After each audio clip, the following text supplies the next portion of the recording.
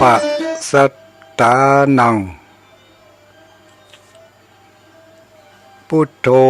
เศโธติโลกัสมิงสปะสัตตานัง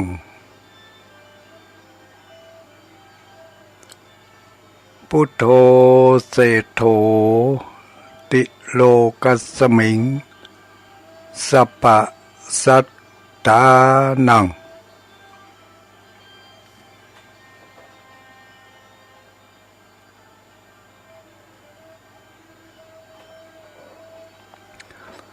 ขอความนอบน้อมแด่องค์สมเด็จพระสัมมาสัมพุทธเจ้าขอน้อมอภิวาทแด่พระสัทธรรมเจ้าขอน้อมนมัสการพระอริยสงฆ์เจ้าขอถวายความเคารพมายังท่านเจ้าคณะพระสังฆาธิการท่านครูบาอาจารย์พระสงฆ์องค์สังฆเจ้าทุกรูปทุกตนทุกองค์เจริญสุขเจริญพรสวัสดียามค่ำคืนมายังพ่อแม่พี่น้องปู่ป้าน้าอาปู่อุ้ยแม่อุ้ยคนหนุ่มคนกำละเอ็กละอ่อนทั้งหลายจุผู้จุคน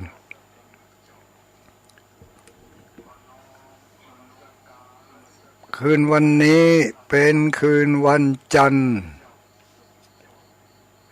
คืนวันจันทร์วันที่ห้าคืนนี้เป็นคืน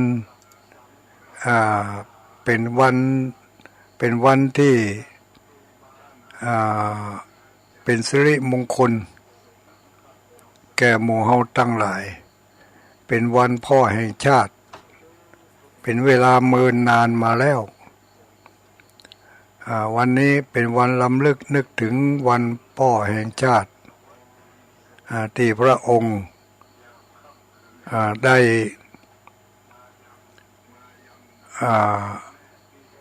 สิ้นพระชนเนาะได้รับตาลาโลกไปแล้วก็เหลือแต่คุณงามความดีแล้วก็เป็นประโยชน์ทั้งชาวไทยและชาวต่างประเทศชาวโลกกำหนดวันที่5เป็นวันพระราชสมภพของพระองค์โดยดีตลอดมาหมู่เฮาทั้งหลายก็ได้มีความมีความสำนึกระลึกถึง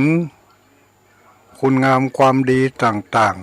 ๆที่พระองค์ทรงประทานให้แก่เจ้าโลกทั้งหลายในหลายๆกิจกรรมหลายๆโครงการเนาะโดยเฉพาะเรื่องน้ำเรื่องดินเรื่องป่าเรื่องดอยพระองค์ทรงมีความห่วงใยในเรื่องนี้จนกระทั่งได้รับการยกย่องเชิดชูว่าเป็นพระมหากษัตริย์ถ้าว่าภาษาเจ้าบ้านเขาก็เรียกว่าเป็นราชาแห่งแผ่นดินเนาะเปิ่นมีชื่อว่าภูมิพลภาษาแปลตามความเข้าใจความเข้าใจปื้นของเขาภูมิพลก็คือผู้เป็นกำลังของแผ่นดินเนี่ยวันนี้จึงเป็นวันแผ่นดินโลกแผ่นดินของโลกเป็นวันดินเนื้อนาดินเป็นวันดินที่พระองค์ทรงมีคุณูปการต่อแผ่นดินในหลายๆโครงการที่เราได้ยินได้ฟังกันมา ก็จึงทำให้หมู่เฮาทั้งหลายที่ยังมีชีวิตอยู่นี่ลำลึกนึกถึงพระองค์ท่านบางคนบางพ่องบางก็ได้นำเอาทฤษฎีต่างๆที่พระองค์ได้ทรงประทานไว้เป็นสาธารณะแก่คนทั้งหลายผู้ที่รับรู้รับทราบก็ลองเอาไปประพฤติปฏิบัติเอาไปดำเนินการบางพ่องก็สำเร็จไปโดยดีบางพ่องก็คาราคาซังอยู่ก็อยู่ที่ภูมิปัญญาของไผ่ของมันที่จะได้ไปต่อยอดที่พระองค์ท่านได้วางแนวทฤษฎีเอาไว้โมพระสงฆ์นิกรทั้งหลายก็นำมาต่อยอดเป็นภาคปฏิบัติให้เกิดมรรคเกิดผลตามความสามารถของแต่ละคนไปอันนี้ก็เป็นวันดีเนาะเป็นวันดีของชาติเป็นวันดีของโลกในหลายประเทศได้นำเอาพระราชปณิธานของพระองค์นั้นไปต่อยอดแล้วก็เอาไปให้ราษฎรในประเทศของตนได้ดำเนินตามก็ได้รับผลสำเร็จไปเป็นจำนวนนักเหมือนกันอันนี้ก็เรียกว่าพระองค์เป็นภูมิพลเป็นภูมิพลผู้เป็นกำลังของแผ่นดินเดือนบัดเดี๋ยวนี้มันเดือน3ออก12ค่ำเนาะเดือน3ออก12ค่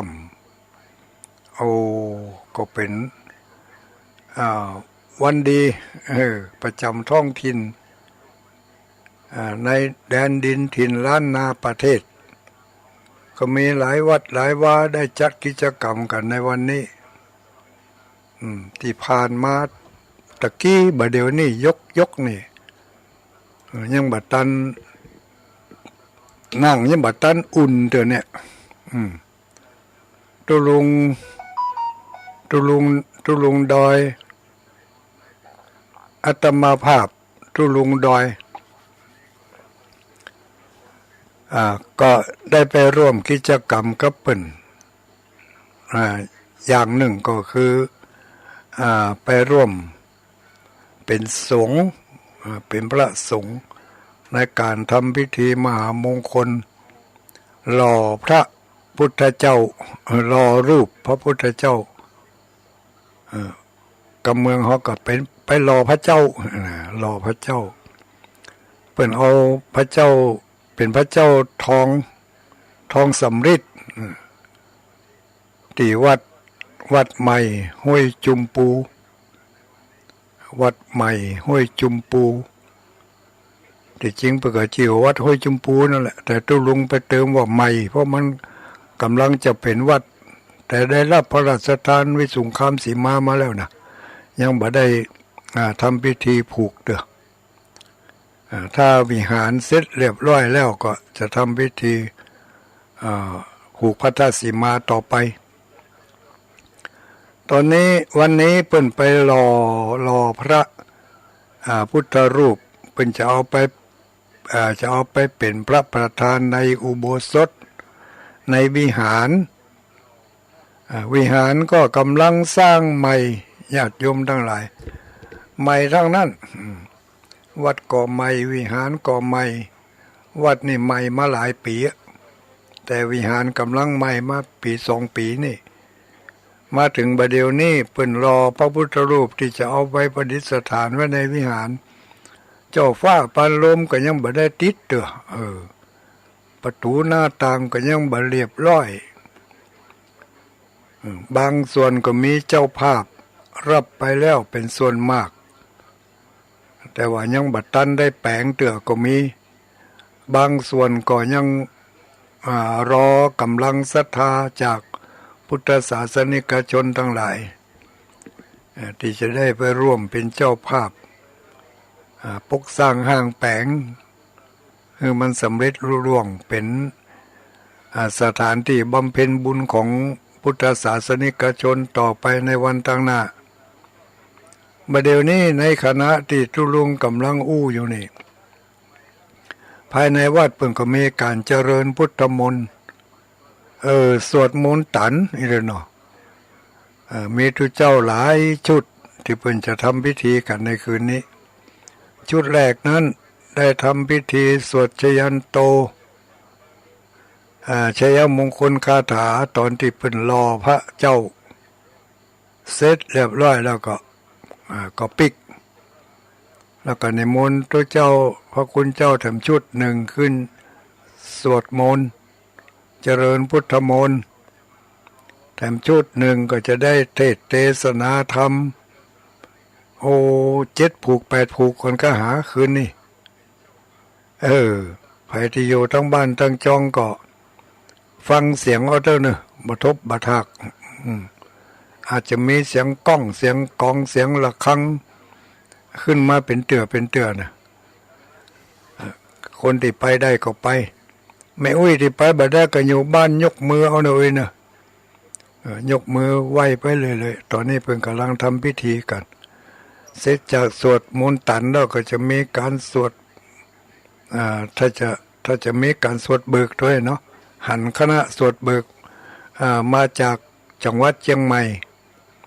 ครูบาอาจารย์ที่เพิ่งไปนั่งปรกเมื่อคืนวันนี้ก็มีหลายรูปหลายองค์ครูบาวัดลืมไปแล้วฮันหลายตนกันแล้วกันเด้อนะมีแถวเชียงใหม่ก็มีเชียงรายก็มีวัดที่อำเภอแม่จันนี่ก็มีวัดเนี่ยวัดดอยอย่างนั้นน่ะหลายตนหลายองค์ครูบาทั้งนั้นที่เพิ่นไปกันตุลงก็กึดเติงหารายการตั้งสถานีวิทยุกัวบัตตันได้มาออกรายการก็เลยฟังปิกให้ก่อนบัตตันแล้วสักค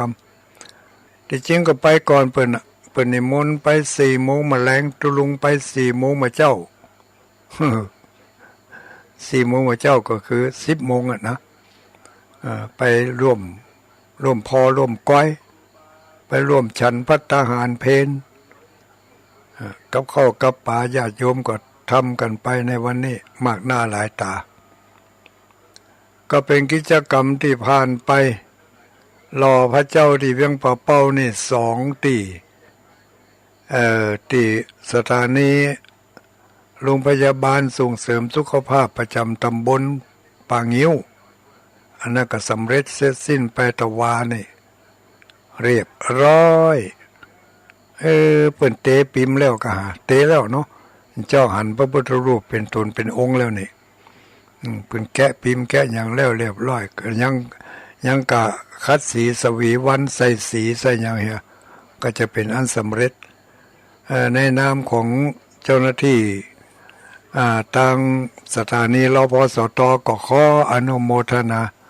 ขอบคุณขอบใจครับปู่อุ้ยแม่ป้าคนหนุ่มคนกำศรัทธาพุทธศาสนิกชนทุกคนทุกท่านที่ไปร่วมกิจกรรมหล่อพระเจ้าทันใจสมปรารถนาประดิษฐานอยู่ที่หน้าโรงพยาบาลประจำตำบลเนาะตำบลป่างิ้วสำเร็จเสร็จสิ้นไปที่วัดใหม่ห้วยจุมพูก็คืนนี้ก็คงจะสำเร็จเสร็จสิ้นรอแถมครั้งหนึ่งก็เขาจะมีการฉลองสมโภชแล้วก็เบิกบายลายสีแล้วก็เปิดพระเนตรนั่นก็แถมครั้งหนึ่ง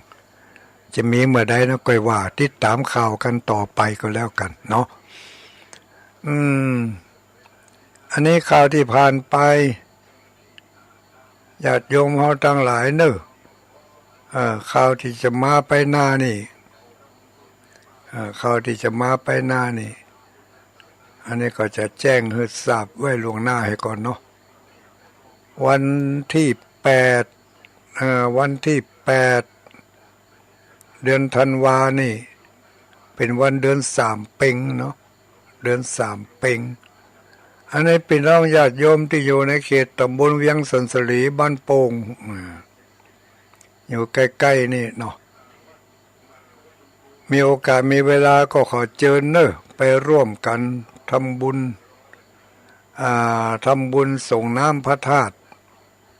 ที่วัดอารามสำนักสงฆ์ห้วยงูสำนักสงฆ์ห้วยงูไผ่ตันไผ่บ่ได้หู้ได้หันไผ่บ่ได้ไปกำเตือก็เจิญไปแอวไปพอไปกอยกันสำนักสงฆ์ห้วยงูที่พักสงฆ์สำนักที่พักสงฆ์ก็มีพี่น้องชนเผ่าชาวกะเหรี่ยงปากะยออยู่อาศัยอยู่ที่หั่นพี่น้องชาวดอยเปิ้นบ่ละบ่ถอยยังพระพุทธศาสนาเปิ้นอยู่ที่ไหนก็จะต้องมีพุทธศาสนาอยู่ที่หั่นก็เลยก็กลุ่มลุมนากันถึงพี่น้องเจ้าดอยพ่องเจ้าต่งพ่องนะเจ้าดอ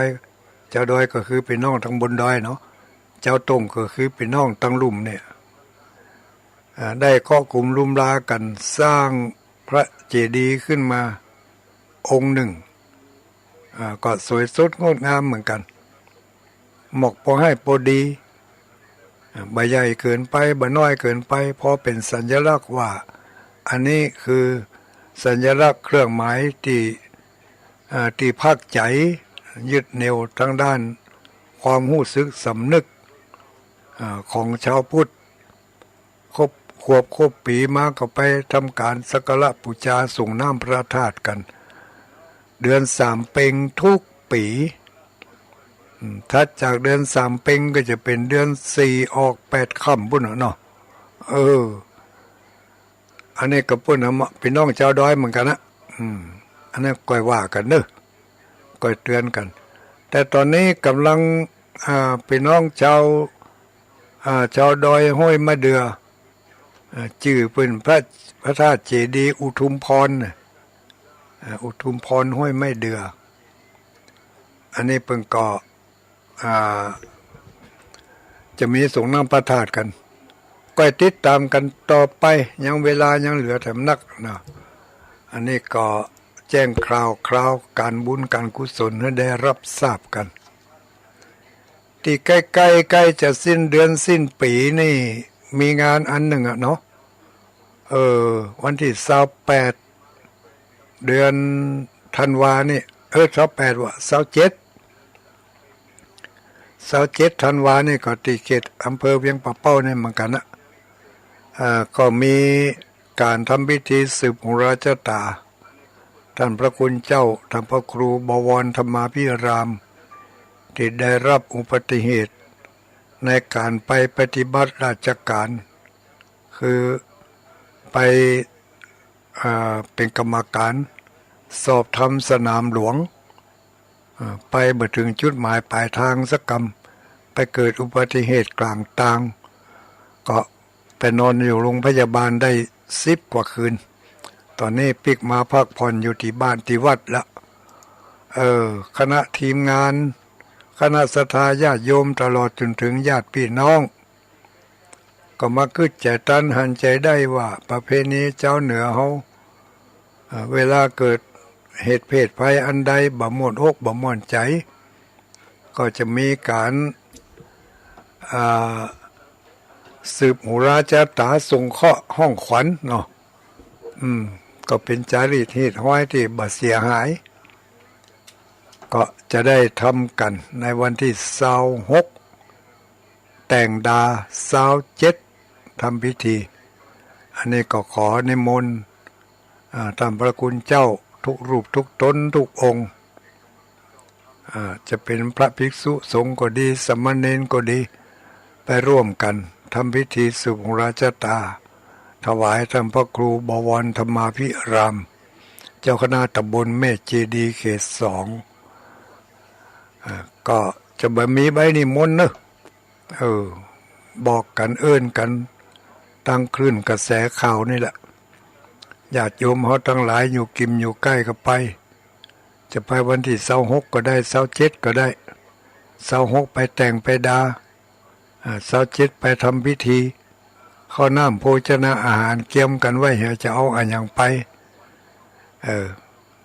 บ่ได้เกียมอย่างก็เกียมต้องไป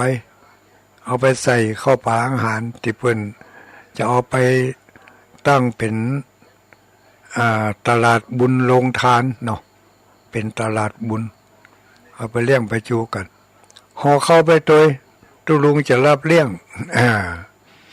ห่อเข้าไปตัวเนี่ยทุกคนแล้วตุลุงจะรับเลี้ยงวันที่27เนี่ยไปขึ้นไปวัดเปมารามเมืองน้อยจากแยกที่ถนนสาย118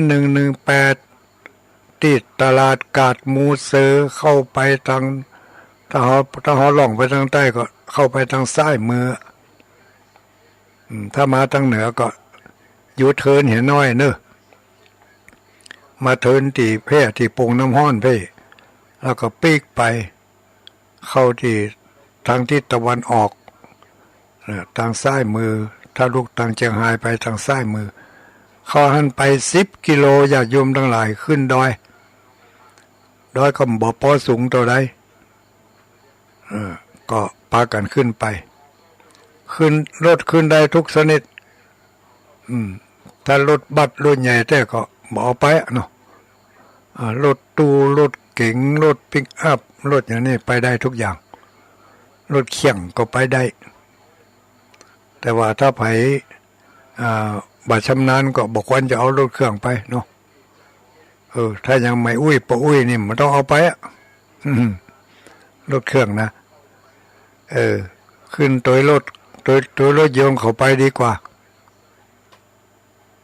ไกลอยู่10 กิโลขึ้นดอยลูกเดียวนะแต่หนทางดีเป็นทางปูนซีเมนต์ตลอดสายอันนี้ก็เป็นงานลายตังเพเนาะลายดอยทั้งแก้วทั้งเหนือสำหรับงานลายดอยทั้งแก้วทั้งใต้นั่นพี่น้องญาติโยมพุทธศาสนิกชนที่กำลังฟังอยู่ในเวลานี้อยู่สายใต้เลยดอยทั้งแก้วไปทางใต้ก็มีเชียงใหม่เชียงรายลำพูนลำปางเชียงรายวะเชียงใหม่ลำพูนลำปางเมืองแปะเมืองน่านคืนนี้มี20 กว่าสถานีนี่ถ้าไปจะไปร่วมกิจกรรมงานทางสายใต้ก็ทำพระคุณเจ้าครูบาอาจารย์เพิ่นก็ได้ประชาสัมพันธ์ทุกวันเนาะตะกี้นี่ก่อนที่จะทุลุงจะเข้ามานี่ก็ท่านอาจารย์ท่านพระมหาสมชาติชาตะปัญโยอันนี้เพิ่งก็ประชาสัมพันธ์ไปก็ติดตามข่าวคราวก็แล้วกันทุลุงหู้บละเอียดเวลาเอาไปบอกแล้วอาจจะผิดจะพลาดเนาะแต่พอที่จะหู้ก็คือวันที่11นัดปะกันที่วัดปากทางเจริญก่อนเที่ยงนะ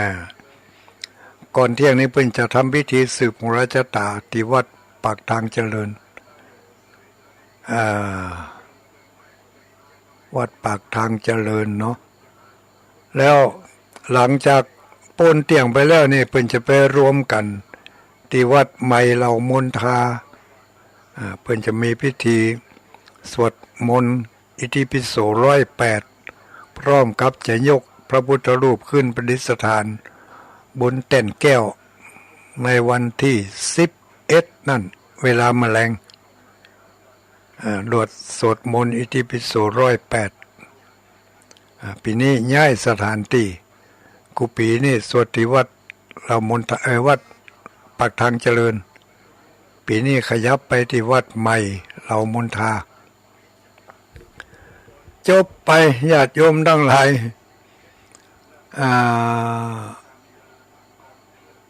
อันอย่างวัดป่าไตรรักษ์โดยสะเก็ดวันนี้ครับทำพิธีอย่างนะเพื่อก็มีพิธีอย่างหันกระหูบบัดท่านได้เปิดพอนะ ก่อนอื่นที่จะเข้าสู่รายการธรรมะประจำในคืนวันนี้ตั้งแต่เวลานี้ไปจนถึงประมาณ4 ทุ่มตุลุงนั่งอยู่บนเก้าอี้นี่คนเดียวพี่ตายอันกับวิญญาณตุลุงแก้วก็เติงหาตุลุงแก้ววิญญาณตุลุงแก้วมานั่งอยู่ตัวนี่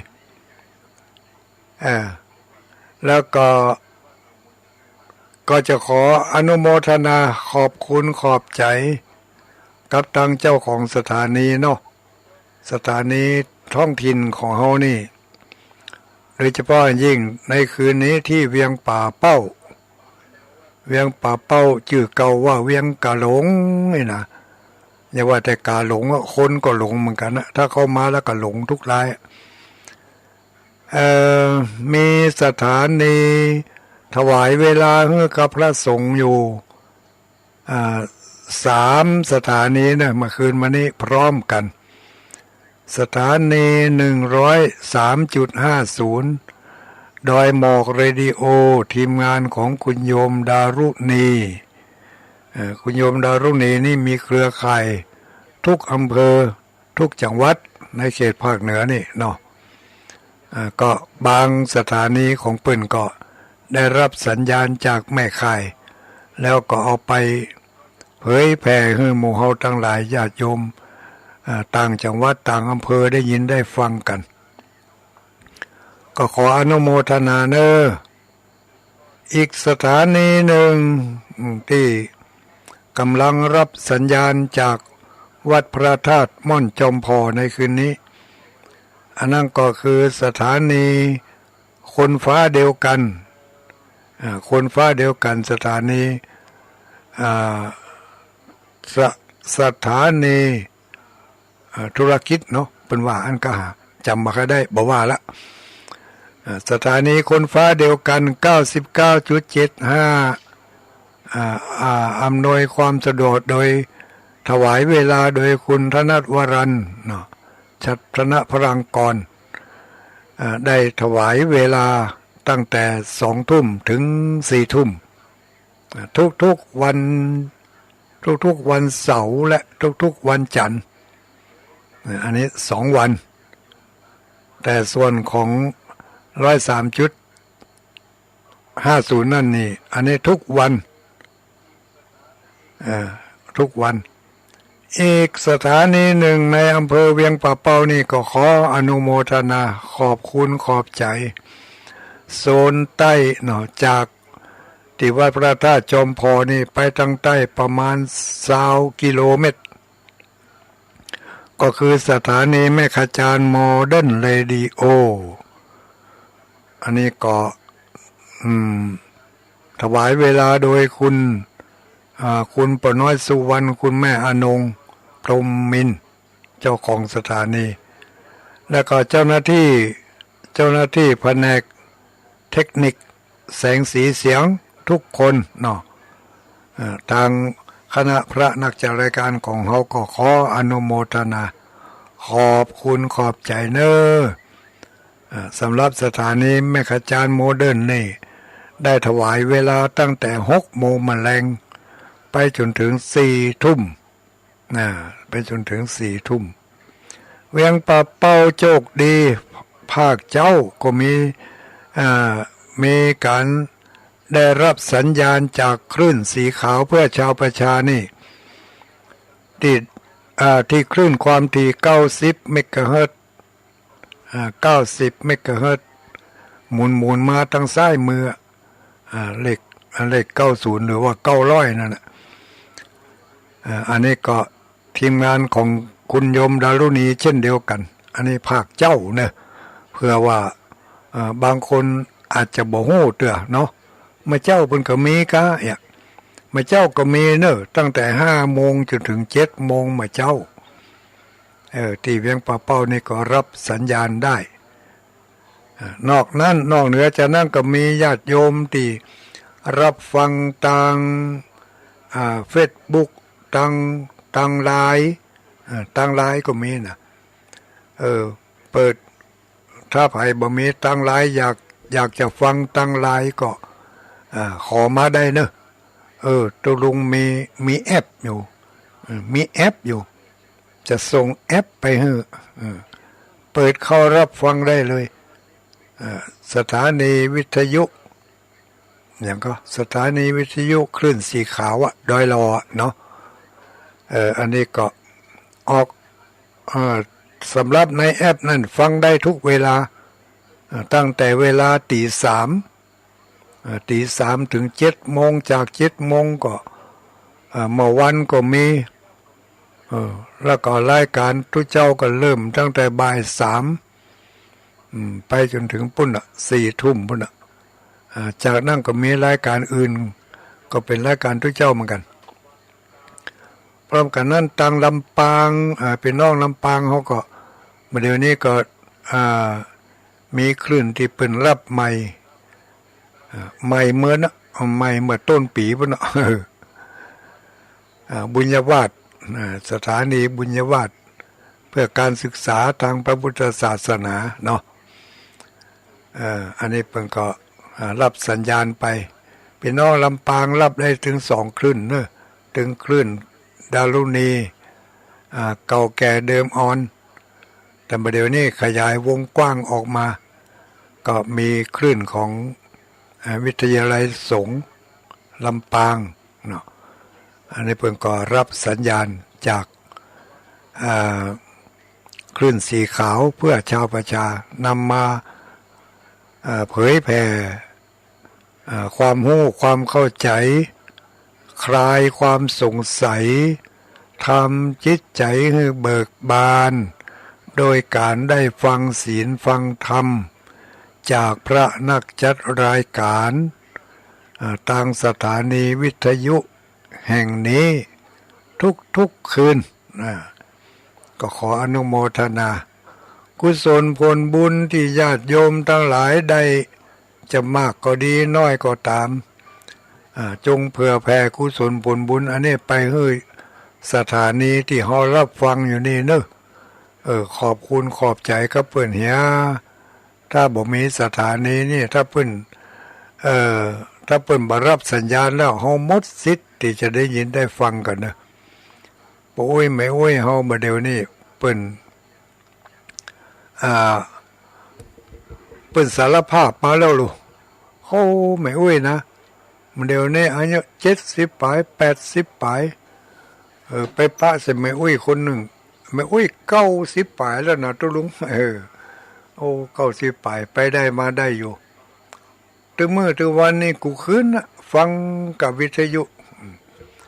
โทรทัศน์นี่บ่ได้พอละเหมือนมาละฟังวิทยุ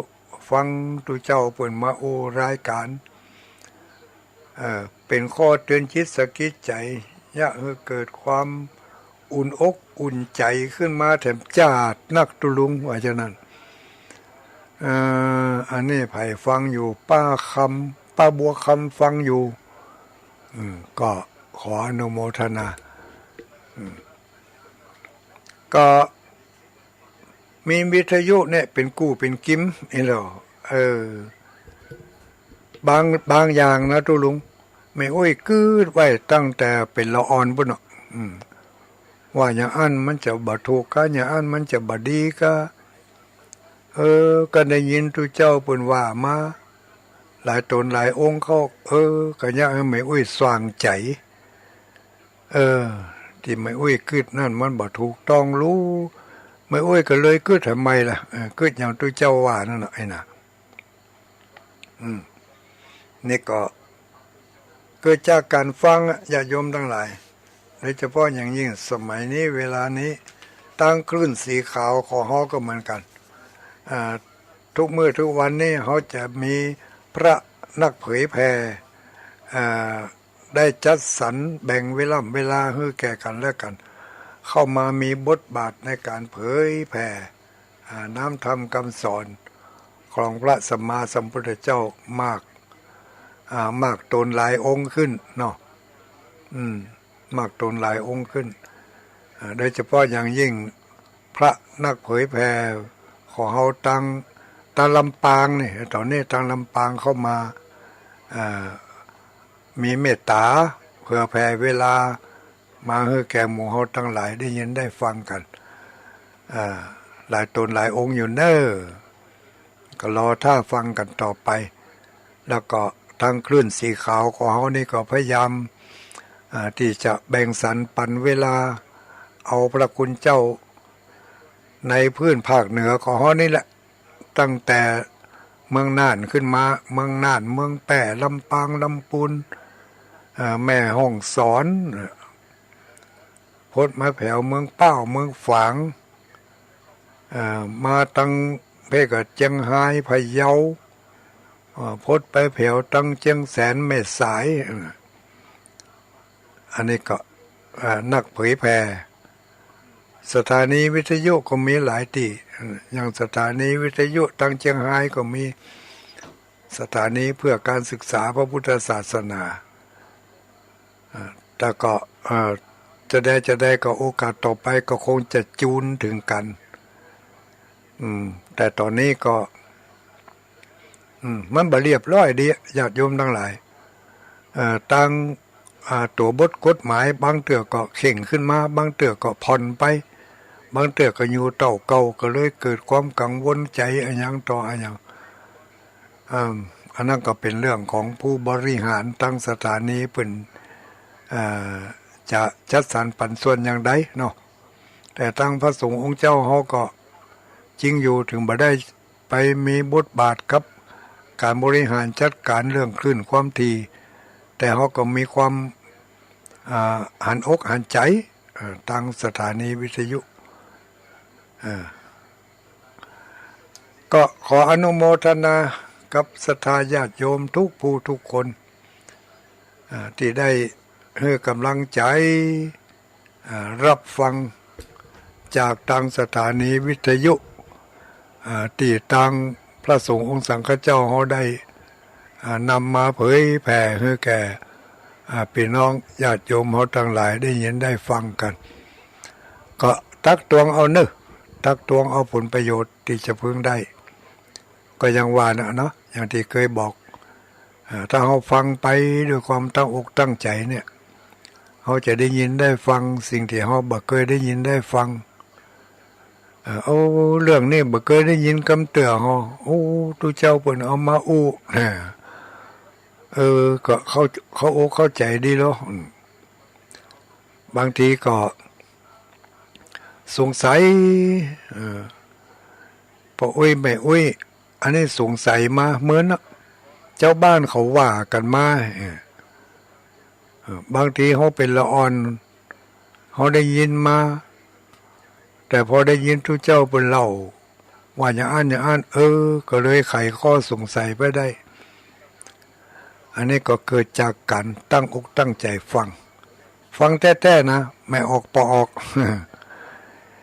จะไปฟังเอาม่วนบ่ได้นะฟังแล้วเกิดความเข้าใจปรับเปลี่ยนพฤติกรรมที่เราทำอยู่แล้วก็พยายามนึกย้อนรอยถอยหลังไปที่เราคิดไว้ที่เราทำมานั่นน่ะมันผิดกับมันถูกทุกเจ้าที่เปิ่นมาบอกมากล่าวเฮานี่เป็นการจี้ทางผิดบอกทางถูกให้เฮาได้เข้าอกเข้าใจเปิ่นว่าผู้ที่มาบอกความผิดให้แก่เฮาเหมือนกับมาบอกขุมทรัพย์ให้แก่เฮาเนี่ยถ้าเฮาอย่างผิดไปพลาดไปมีคนมาตักมาเตือนมาบอกจี้จ้องบองทางนักปราชญ์เป็นบอกว่าเหมือนกับคนที่มาจี้ขุมทรัพย์ให้เฮาได้เข้าอกเข้าใจทำไมที่เฮาเข้าใจมานั้นมันบ่ถูกกาอย่างกา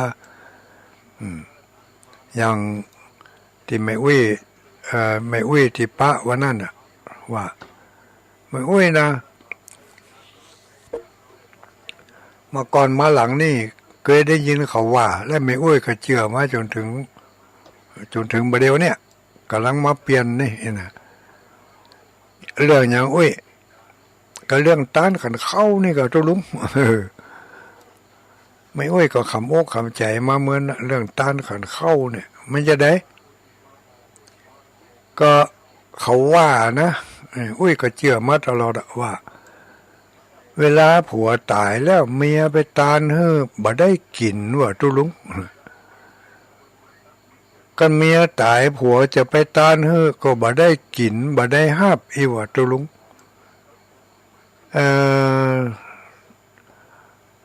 พอได้ยินได้ฟังตุเจ้าเปิ่นบอกเปิ่นกล่าวมาแม่อุ้ยก็มีความเข้าอกเข้าใจขึ้นมาว่าผัวตายแล้วเมียตานไปเฮ้อมันก็ได้เมียตายไปแล้วผัวจะตานไปเฮ้อมันก็ได้อันที่ว่ามันบ่ได้นะเพราะอะไรก็พ่อก็เข้าใจพิษต่อกันมานั่นน่ะมันจะยังกับที่เพิ่นว่าอย่างก็ที่เพิ่นว่า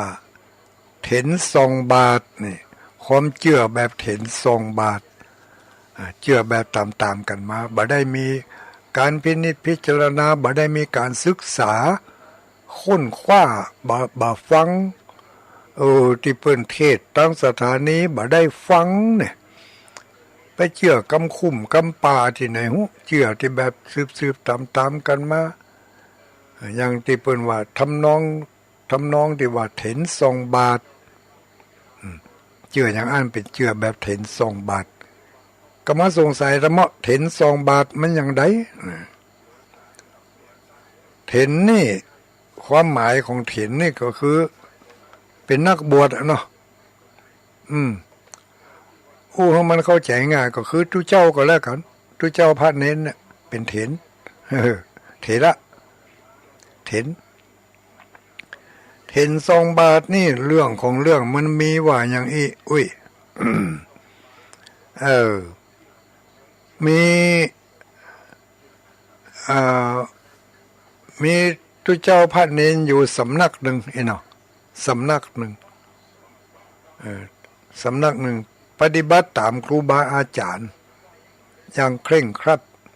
บอกว่ากฎระเบียบอันใดก็แล้วแต่ว่ามีอยู่ข้อหนึ่งที่สำนักนี่ต้องปฏิบัติตามครูบาอาจารย์ก็คือก่อนจะไปบิณฑบาตนี่จะต้องยกบาตรขึ้นส่งยกบาตรขึ้นแล้วก็เอาส่งไปทุกตัวนะจะต้องอย่างนั้นบิณฑบาตก่อนจะไปบิณฑบาตก็ต้องยกบาตรมาส่งแล้วเวลาฉันเข้าแล้วฉันเข้าอิ่มแล้วก็ยกบาตรขึ้นส่งทุกตัวนะต้องทำอย่างนี้จะได้ว่าต้องทำอย่างนั้นมีคนไปถามว่าตุก่อนจะไปบิณฑบาตจะได้ว่าต้องส่งบาตรแล้วเวลาฉันแล้วก็เอาบาตรมาส่งมันอย่างนะคำว่าส่งนี่ก็คือยกบาตรขึ้นตรงบนน่ะเนาะแล้วก็ส่งในบาตรนั่นแหละส่งไปอันน่ะเอากวาดไปกวาดมาทุกเจ้าหนุ่มทุกเจ้าน้อยทั้งหลายก็ตอบบ่ได้แหละโอ้เปิ้นส่งกันมาเหมือนน่ะพอออกเฮาหันครูบาอาจารย์ของเฮาส่งเฮาก็ส่งไปอันน่ะแล้วเปิ้นส่งเนี่ยหยังก็บ่ฮู้นะก็ครูบาอาจารย์เปิ้นส่งมาเฮาหันเป็นเนี่ยอย่างอันน่ะก็ไปถามครูบาอาจารย์จะได้ว่าต้องส่งบาตรเวลาฉันเวลาก่อนไปบิณฑบาตและเวลาปิกมาแล้วฉันเข้าแล้วครูบาอาจารย์ก็บอกว่าโอ้อันนี้มันเป็นจารีตหิดห้อยเนี่ยกันมาเหมือนเนาะส่งกันมาแต่เหมือนละมาถึงเจนเฮาเนี่ยเขาก็ส่งต่อไปละมันจะได้ว่าต้องส่งก็บอกหัวเปิดเนี่ยมาอย่างนั้นอ่ะก็เนี่ยไปอ่านกะเอาก็เป็นอันว่าบ่เป็นที่คล้ายสงสัยของคนถามก็สืบเสาะหาไปจนได้จะได้ว่าต้องส่งบาตรสืบไปหลายเจนหลายครูบาเข้าก็เป็นอันว่าตนเก้าแต่นั่นครูบาอาจารย์ตนแรกที่เปิ้นยกบาตรขึ้นส่องนั่นเป็นว่าบาตรของเปิ้นหัวญาติโยมทั้งหลายบาตรเป็นหู บาดเป็นหูบาดมันแตกมันเล่าวนี่ค่ะเวลาจะไปบิณฑบาตก็เอายกขึ้นส่องเนี่ยบาดนั้นมันมีหูตัดใดอีกเนาะมีหูตัดใดก็อาจจะเสาะอันยังมาปิดเหรอมาตืดหูนั่นเหรอเพราะตะกอนนี้บาดมันเขียมนี่เท่ากว่าจะมีบาดแกนหนึ่งนี่เสาะหายากหิมตายบนเนอะไม่ใช่เหมือนสมัยนี้นะเฮเบอร์เนี่ยบาดนี่ถ้ามันแตกมันเล่าไปบ่ถึง2 นิ้วนี่เพิ่นบ่เปลี่ยนใหม่นะมีข้อกำหนดด้วยถ้าแตกบ่ถึง2 นิ้วถ้ามันเล่าไปบ่ถึง2 นิ้วนี่ต้องซ่อมเอาปะเอาอย่างนั้นน่ะครูบาตัวนั่นก็เอาก่อนจะไปบิณฑบาตก็ต้องเอาบาตรมาส่งมันมีหูมีหัวอย่างที่ไหนก็สออย่างมาปุ๊กปิดแล้วก็ไปบิณฑบาตเพิ่งอาจจะฉันในบาตรเนาะพอฉันเสร็จเรียบร้อยแล้วขอบาตรไปล่างบาตรเสร็จแล้วก็ยกบาตรขึ้นส่องแถมมันหอยหัวมันยังมีหันอยู่กาต้องยกส่องขึ้นไปทางตะวันพุ่นถึงจะหันหูมันก็ลูกศิษย์หันครูบาเนี่ยอ้างกับเนี่ยตัวแหละปาดของตัวเองหัวหันไปเนี่ยก็เนี่ยไปก็สืบกันไปโดยที่ว่าบอกว่าต้นสายไปเหตุนั่นน่ะแบบว่าความเชื่อมาอย่างนี้ก็ต้องเชื่อต่อไปอันนี้เรียกว่าลัทธิเถนส่งบาทหรือว่าฮีดห้อยเถนส่งบาทเชื่อมาอย่างไรก็เชื่ออย่างนั้นขาดการไตร่ตรองมีเรื่องตลกเล่าให้ฟังทำนองเดียวกันเนี่ยอันนี้เรื่องตลกนะจะเกิดขึ้นบ้านไหนเมืองไหนบ่ฮู้แหละคนสมัยก่อนเป็นนุ่งผ้าต้อยนุ่งผ้าต้อยผ้าต้อยนี่ละอ่อนมาเดียวนี้มันจะหู้เรื่องวะนี่บอกให้ละอ่อนก็แล้วกันเนอะผ้าต้อยนั่นนะผ้าต้อยนุ่งผ้าต้อยภาษากลางว่านุ่งจงกระเบนเนาะนุ่งจงกระเบนนุ่งจงกระเบนเนี่ยมันจะเป็นอย่างกับผ้าถุงนี่นะอย่างกับผ้าสิ้นของคุณสุภาพสตรีเนี่ยอย่างกับผ้าสบงของทุกเจ้าเนี่ยแต่มันเงื่อนมันไปต่อกับทั้งปลายทั้งหน้าเนาะแล้วก็เนี่ยให้เงื่อนมันล่ำไปเนี่ยให้เงื่อนมันล่ำไปแล้วก็พอมันล่ำไปเนี่ยมันบัดสะดวกก็เลยม้วนกิ๊กปันก็เอามาเน็บไว้ทางหลังอ่ะเน็บจงกระเบนน่ะเนาะเอามาเน็บไว้ทางหลังคนบ้านเฮาไหวได้ฮะเค็ดขมั่มเนาะเค็ดขมั่มบิดตั้งหน้าแล้วก็เอามาเน็บตั้งหลังไว้เป็นการเค็ดขมั่มทีนี้คนสมัยก่อนเป็นนุ่งผ้าต้อยแหละพออาจารย์นุ่งผ้าต้อยพี่น้องชาวบ้านเขาก็นุ่งผ้าต้อยไปวัดนะมีพออาจารย์อยู่วัดหนึ่งนุ่งผ้าต้อยไปวัดแล้วทีนี้จะได้เวลาไหว้พระหับศีลนี่กะพออาจารย์ก็เอาขันดอกไปเกณฑ์นี่เอาขันดอกไปเกณฑ์พระพุทธเจ้ากราบครั้งที่1กราบครั้งที่2พอกราบครั้งที่3ผ้าต้อยมันรุดทั้งก้นผ้าต้อยรุดเจ้าบ้านเจ้าจองทั้งหลายหันก็แสงอย่างอันก็คือใจคนเดียวนี่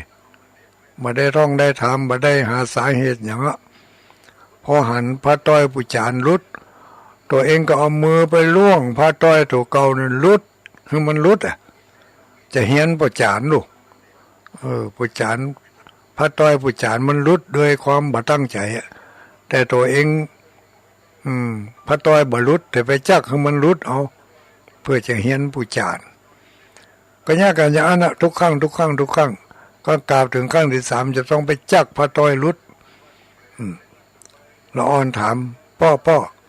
จะได้ว่าต้องจักพระต้อย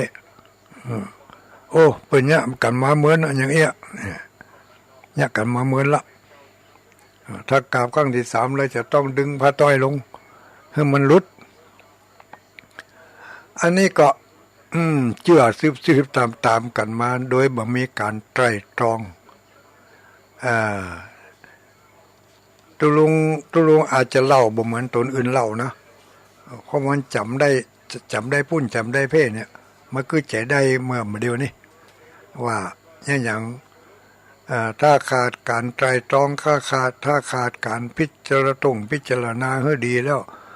บางทีการตัดสินใจของเขานั้นอาจจะผิดจะพลาดไปก็ได้แม้กระทั่งการการจานี่ก็เหมือนกันไปนับหับปากหับกำอย่างไผ่ต่อไผ่มาให้เหมือนดีก็อาจจะทำให้เราเสียผู้เสียคนไปก็ได้ก็เลยเล่าให้แม่อุ้ยนั่นฟังว่าอุ้ยการตานขันเข้านี่นะคือการทำบุญไผ่จะตานให้ไผ่ก็ได้ลูกจะตานให้พ่อจะตานให้ลูกหรือว่าผัวจะตานให้เมียจะตานให้ผัวก็ได้บุญทั้งนั้นถ้าบัดเจียวก็จะเล่าให้ฟังเล่าเรื่องให้ฟังว่าที่เมียได้ตายไปก่อนแล้วได้ไปตกนรกมกไหมเศษบาปนั้นยังบ่เสี่ยงพ้นจากนรกมาแล้วได้มาเป็นผีเพศเป็นผีเพศกั้นเข้าอยากน้ำทรมานก็เลยบอกให้ขอทุกเจ้าไปบอกให้ผัวของตัวเองว่าขอให้ทำพระคุณเจ้าไปบอกให้ผัวของข้าเจ้าตานขันเข้ามาหาข้าพเจ้าจึงจะพ้นจากการอันเป็นเพศทุกเจ้าไปบอกให้ผัวของเพิ่นแล้วก็ผัวก็มันก็ตานขันเข้าแล้วก็เมียมันก็พ้นจากการเป็นเพศอันนี้ถ้าเราสั้นๆมันก็ได้ประมาณนี้เนาะแต่เรื่องของเรื่องจะเล่าตั้งแต่เก้าให้ฟังญาติโยมทั้งหลายว่าวันนั้นก็เลยเล่าให้แม่อุ้ยฟังอุ้ยตุลุงได้ยินเรื่องเป็นเล่ามานะว่าอย่างนี้นะในธรรมเต่าที่เคยได้ยินได้อ่านมาเพื่อนว่าตะก้อนนั่นสมัยเมื่อพระพุทธเจ้าองค์ใดบ่ฮู้ละจำบ่ได้เนาะมีอุบาสกหรือว่ามีปชฌายคนหนึ่งแล้วก็มีปชฌายคนนี้เป็นคนหนุ่มแล้วก็ไปได้เมียภรรยาอยู่ที่เมืองสาวัตถีสมัยได้บ่ฮู้นะอยู่ที่เมืองสาวัตถีอยู่ต่อมาเมื่อหลายวันหลายขวบเข้าภรรยาของนายคนนี้ก็ได้เกิดลูก2 คนนี่ได้เกิดลูก2 คนแต่ขนาดอยู่ด้วยกันมาได้ลูกถึง2 คนแล้วแต่แม่หญิงคนที่เป็นภรรยานั่นน่ะเป็นคนที่ปากสวกปากกล้าปากสวกเป็นคนขี้โคตรกันโคตรมาก็แจ้งด่าปากบดีโอ้เป็นที่น่าละอายปัจจัยคนนั้นก็เกิดความละอายแก่ใจเกิดความบัดสบายใจก็เอาไปเอามาก็ความฮักที่เคยมีอยู่นักก็หมดไปฮะแล้วก็เลยไปเสาะเมียให้ใหม่ ไปเสาะเมียใหม่นะไม่ยิงคนนั้นก็ว่าเนาะมันเคยได้เมียก็ปล่อยมันเอาเมียไปแต่ก็อยู่ด้วยกันนั่นนะอยู่ต่อมาเมียคนที่2นี่เกิดลูกเมียคนที่2นี่เกิดลูกขึ้นมา เออยังบัดตันเกิดลูกเถอะอย่าโยมทั้งหลายเมียคนที่สองนี่กำลังมานกำลังมานตั้งท้องพอเมียคนที่หนึ่งหู้ว่าเมียคนที่สองตั้งท้องก็เกิดความอิจฉาบ่อยากจะให้เมียคนที่สองนี่มีลูกเพราะว่ากลัวจะไปแย่งสมบัติของตัวเองของลูกตัวเองที่สองคนที่เกิดมาก่อนนั่นเมียคนเก่านี่ก็เลยหาทางหาวิธี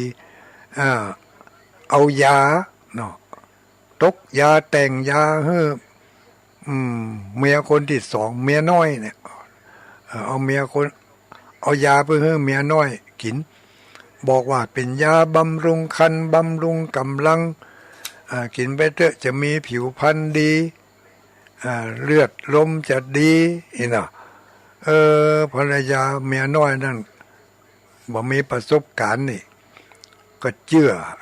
อเมียหลวงก็เลยเอายานั้นมากินที่เมียหลวงเอาให้กินไปกินมาแทนที่ลูกในต้องในครรภ์นั่นจะเจริญวัยใหญ่ขึ้นมากลับเป็นว่าแท้งไปเหียแท้งไปเหียสมใจภรรยาเมียหลวงครั้งที่หนึ่งครั้งที่สองสามีเกิดความสงสัยว่าเมียหลวงนี่บัลลังเอายาอย่างมาให้เมียน้อยหรือว่าภรรยาคนที่สองของเขานี่กินฮะกะวันหนึ่งก็เลยห้องเมียหลวงมาถามว่าตัวเองได้เอายาให้ไผให้น้องกินกะมันแท่งลูกไป2 เตื้อ3 เตื้อแล้วเนี่ยแม่นมันนะนี่ฝ่ายเมียหลวงมันก็ถึงปากจัดอยู่แล้วเนาะตลอดสดออกมาเป็นกำแจ่งกำดาสะปะสะเป็ดสะบดสะบานกันขึ้นมากะถ้าข้าถึงว่าข้าบ่ได้ยะข้าบ่ได้ทำถ้าข้าได้ยะข้าได้ทำตายไปก็ขอให้ข้าได้ไปกินข้าได้ไปเป็นเพศเป็นผีกินลูกวันละ7 คนก็แล้วกันถ้ายังบ่พอเพียงก็ขอให้ข้าเนี่ยมีร่างกายอันเน่าเปื่อยมีกลิ่นอันเหม็นถ้าข้าได้ยะข้าถึงว่าข้าบ่ได้ยะบ่ได้ทำพอสะบดสะบานอย่างอันแล้วญาติโยมทั้งหลายกรรมสะบดสะบานนี่นะมันรุดออกจากปากไปแล้วก็เป็นวจีกรรมนะมีคนอื่นได้ยินตัวแถมก็เป็นพยานหลักฐานเมื่อแกเขาแถมไม่ยิงคนนั้นอยู่หลังจากสะบดสะบานแล้วอยู่มาบ่เมินบ่นานเท่าใดนางก็ได้ตายไปหมดลมหายใจตายไปตกนรกเศษกรรมที่เหลือจากนรกขึ้นมาที่เคยได้สะบดสะบานเอาไว้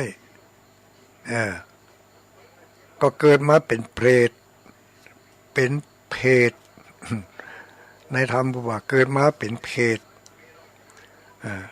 รูปร่างพิกลพิการอย่างใดก็บ่ฮู้ล่ะเป็นเพศก็แล้วกันพอเป็นเพศนี่ก็ยังว่าโดยกรรมที่ได้สะบดสะบานเอาไว้ว่าขอถ้าบาเจือก็ถ้าข้าขอให้ข้าได้เป็นเพศเป็นผีทุกขเวทนาห้อนบ่ได้อาบอยากบ่ได้กินก็แล้วกันขอให้ข้าได้กินลูกวันละ7 คนทีนี้พอว่าตายไปเป็นเพศพบก็กินลูกตัวเก่าเลยเกิดลูกออกมาก็กินฮะ7 คนเจ้า7 คนแรง7 คนเป็นอาหารยังบ่พอต่ออันเตอเมื่อกินลูกวันละ7 คนเจ้า7 คนแรง7 คนยังบ่พอบ่อิ่มก็ได้ไปดูดกินน้ำเลือดน้ำหนองน้ำเน่าของตัวเองมันสดออกตอนใดก็ไปดูดกินตอนนั้นโอ้ทนทุกข์ทรมานบ่ฮู้จักอิ่มจักกายจะต้องเสวยวิบากกรรมอยู่นั้นเป็นไปเมินนาน ญาติโยมทั้งหลายกรรมสบทสบานนี่เอ่อมันจะเป็นความจริงในเมื่อตัวเองตั้งเจตนาว่าไปแล้วเออ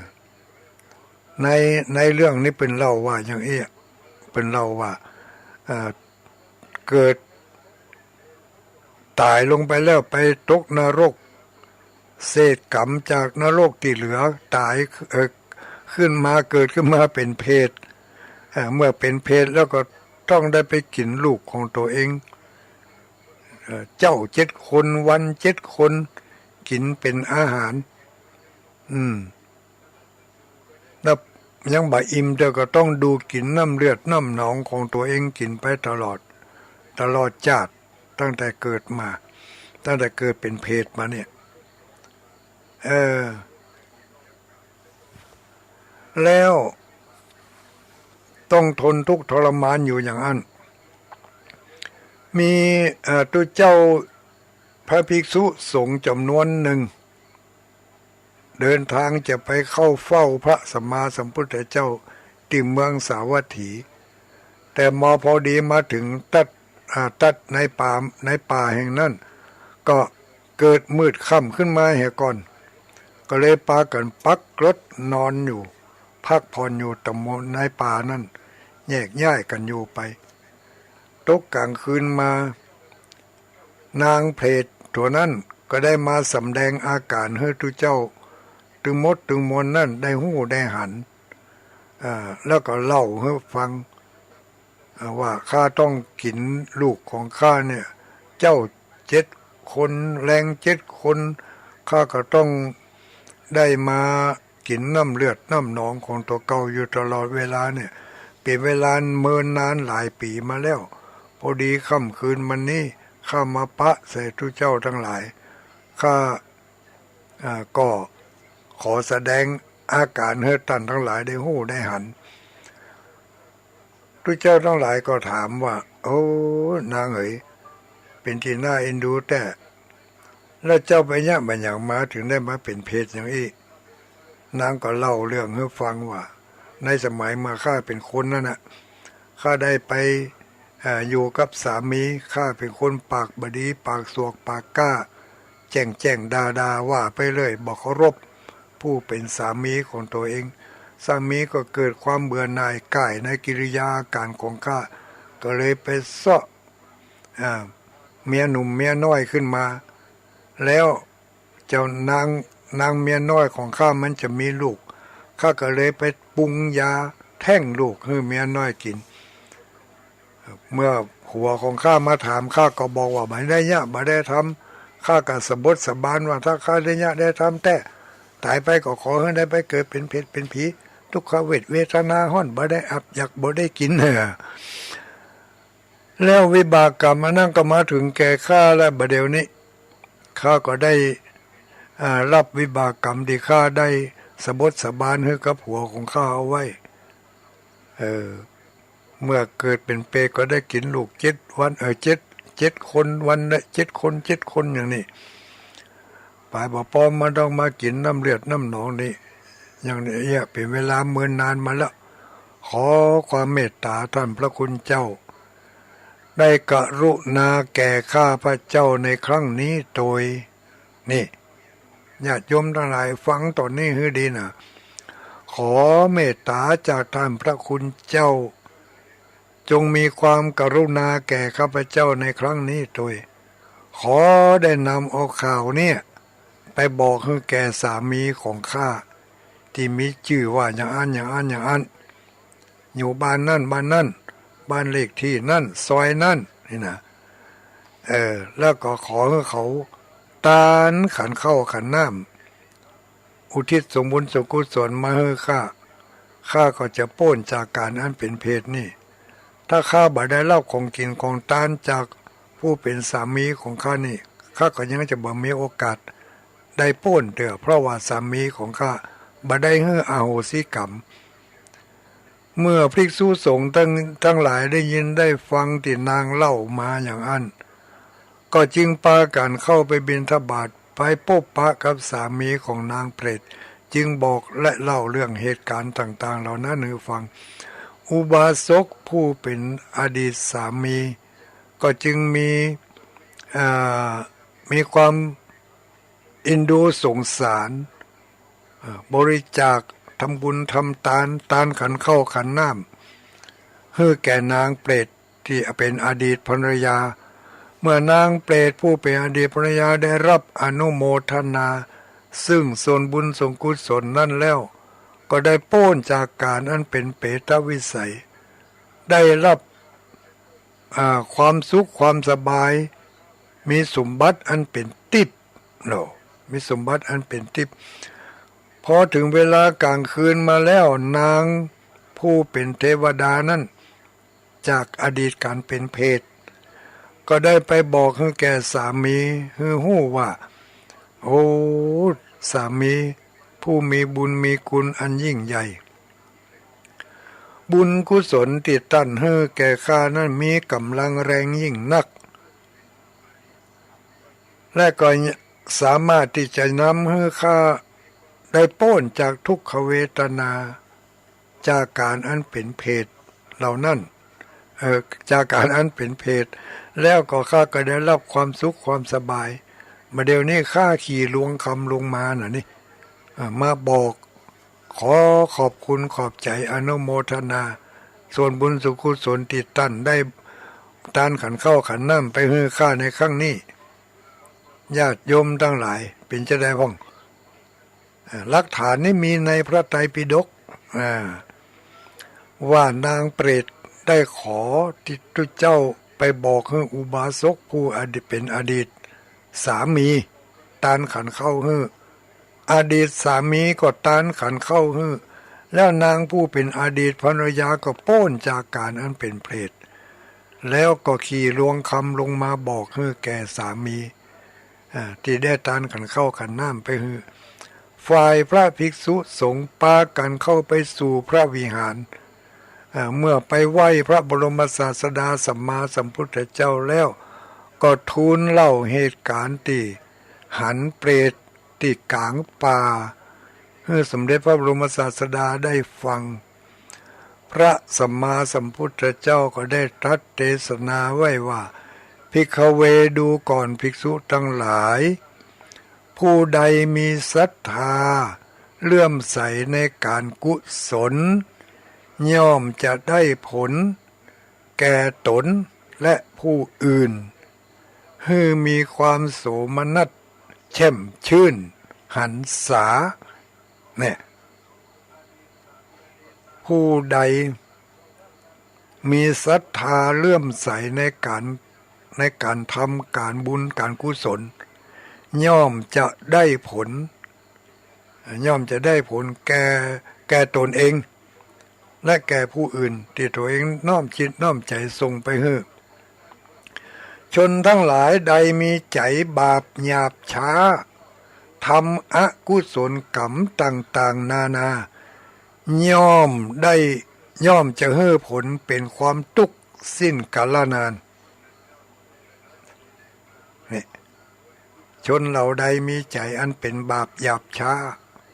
ทำอกุศลกรรมเนืองบ่เว้นบ่ขาดเนาะมีโอกาสกระทำและไม่โอกาสกระทำและไอ้น่ะเรื่องบาปเรื่องอกุศลนี่น่ะก็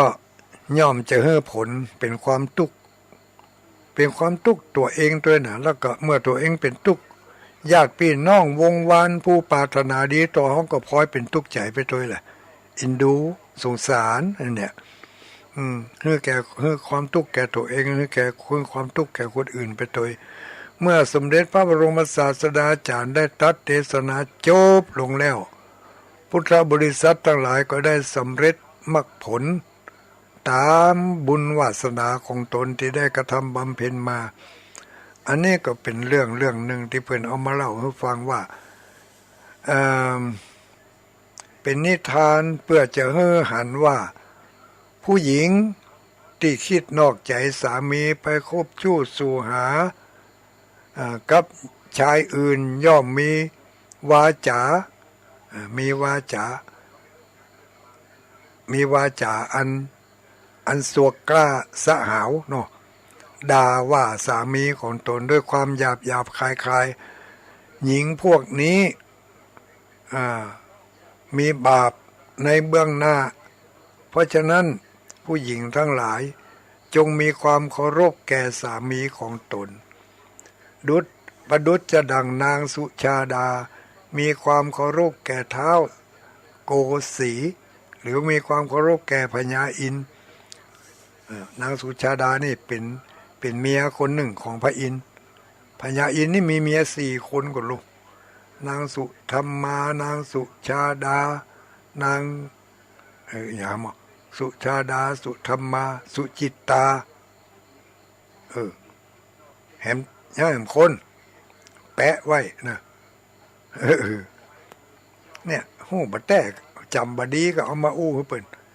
พญาอินทร์นี่มีเมีย4 คนคนที่1มีชื่อว่านางสุชาดาคนหนึ่งชื่อว่านางสุธรรมาคนหนึ่ง2ละ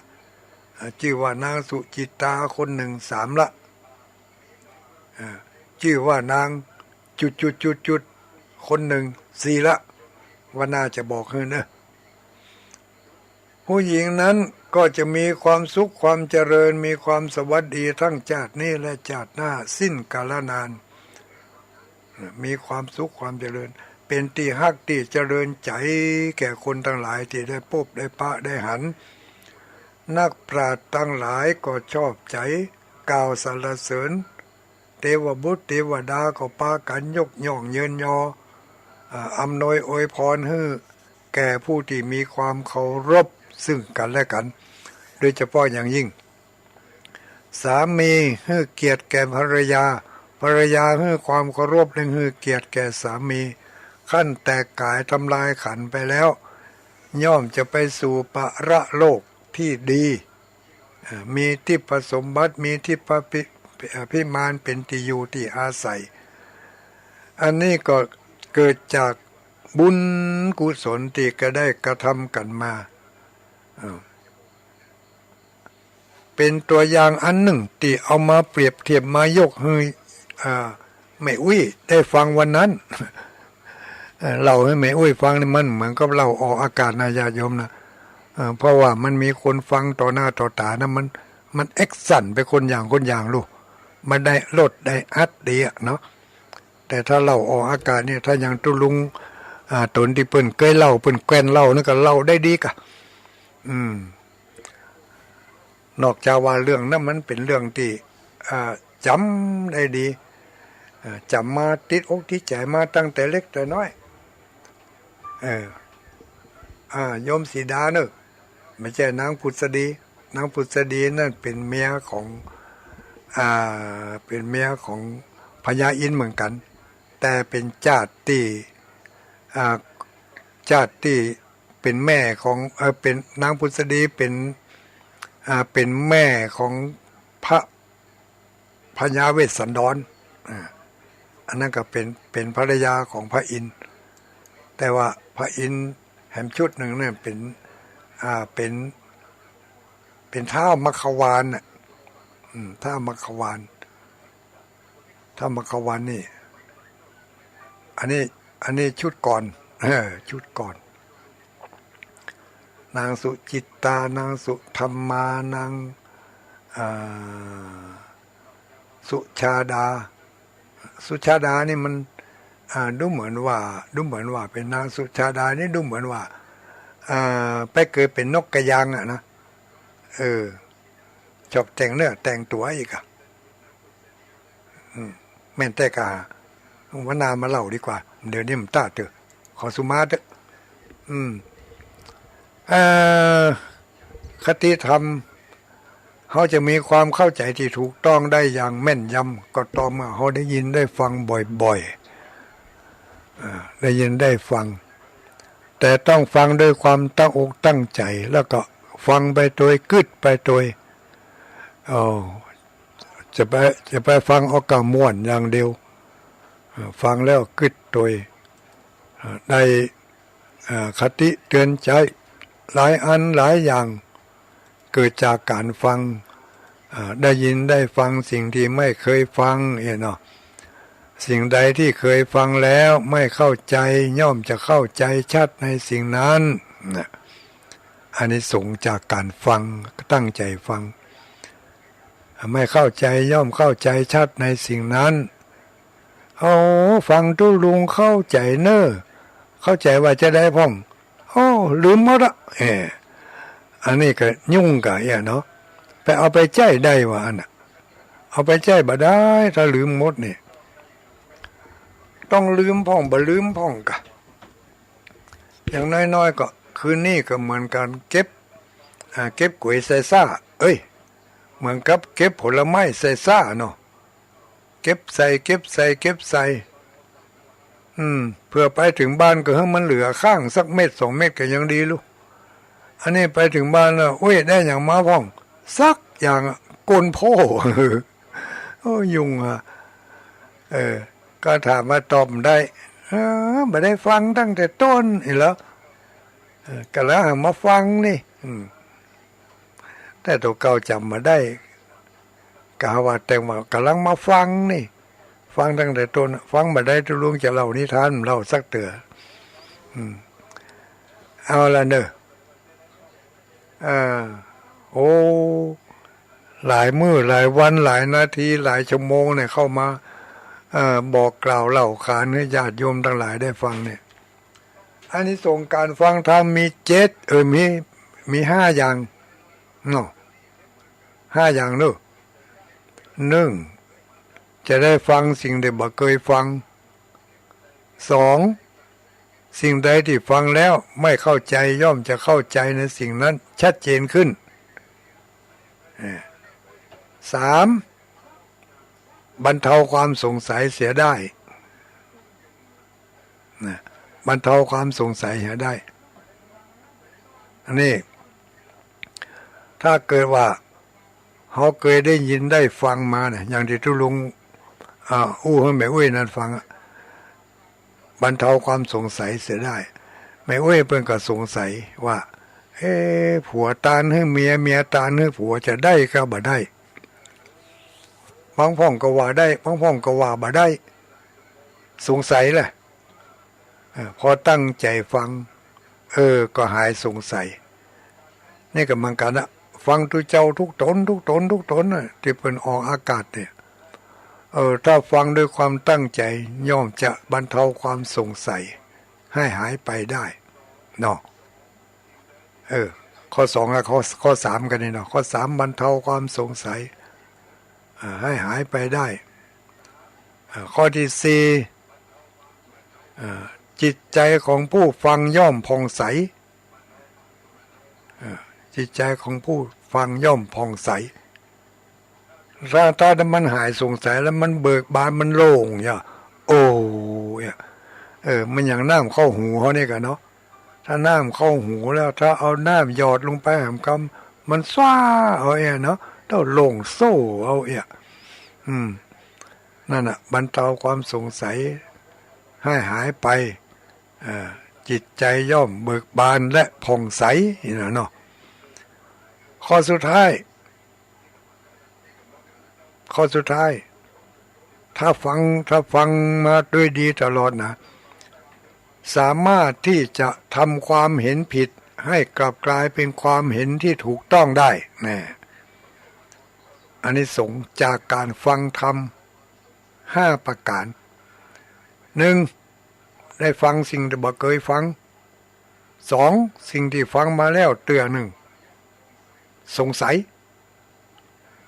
ย่อมจะทำลายความสงสัยข้อ2ข้อ 1เอาไปเอามาข้อ 1ได้ฟังสิ่งที่ไม่เคยฟัง 2. สิ่งใดที่ฟังมาแล้วไม่เข้าใจย่อมจะเข้าใจในสิ่งนั้นชัด